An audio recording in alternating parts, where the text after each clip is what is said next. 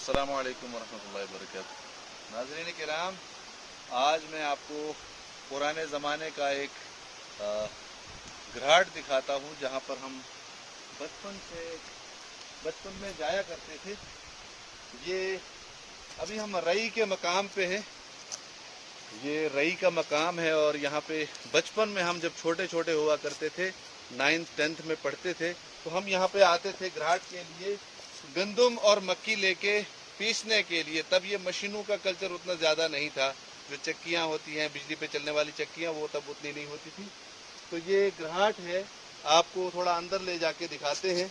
ये घाट हुआ करता था उस ज़माने में। मुझे याद है कि हम यहाँ पर इस दरवाजे से दाखिल होते थे और यहाँ पे अपना जो ठेला वगैरह होता था वो यहाँ रख के घाट पे छोड़ देते थे।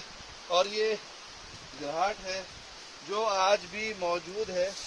आप आगे आगे थोड़ा ये दिखा दें। ये घाट है, ये किसी ज़माने में फंक्शनल था, काम करता था।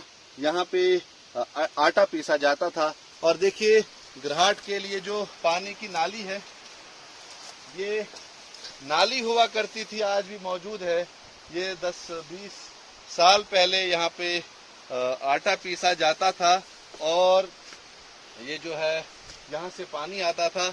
एक और चीज़ दिखाऊं, जो इस घाट का तलवा है, ये नीचे वाला हिस्सा है, इसे तलवा कहते हैं घाट का। मैं आपको ये थोड़ा खोद के दिखाऊंगा। इस पे काफ़ी सारी मिट्टी पड़ गई है। मैं आपको दिखा रहा हूँ कि यहाँ पे पहले ये देखें, ये बाज़ाब्ता से पत्थर है तलवा, और ये साइड से बिल्कुल गोल है। ये घाट का तलवा है।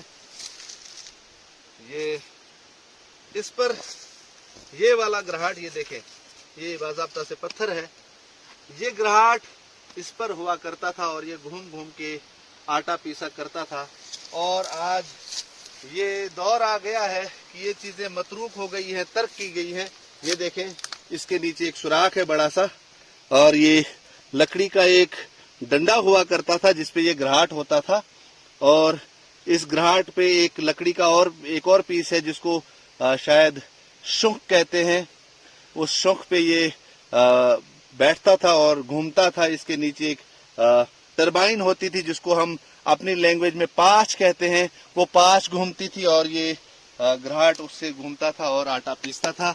आज का ये जो वीडियो है, मैं उस